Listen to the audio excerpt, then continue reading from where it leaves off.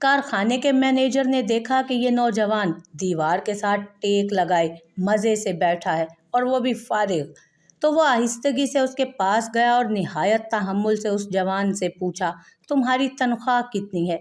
नौजवान एक धीमे तर्ज अमल वाला पुरदबार शख्सियत का मालिक लड़का था। इस जाती नौयत के सवाल से हैरान तो हुआ, मगर मैनेजर को जवाब देते हुए बोला कि उसकी तनख्वाह तकरीबन $5,000 माहाना है। बोला, मगर आप मुझसे क्यों पूछ रहे हैं जनाबे वाला?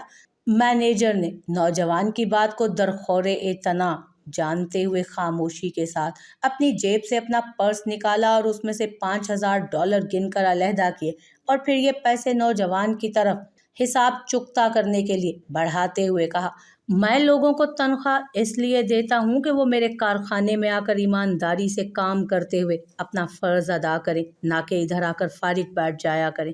ये पैसे पकड़ो और अपनी राह लो और दोबारा इधर का रुख भी ना करना।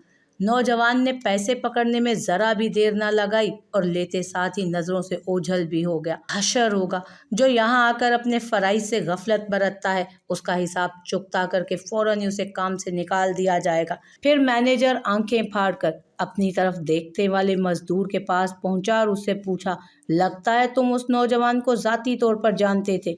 ये नौजवान इधर क्या काम करता था?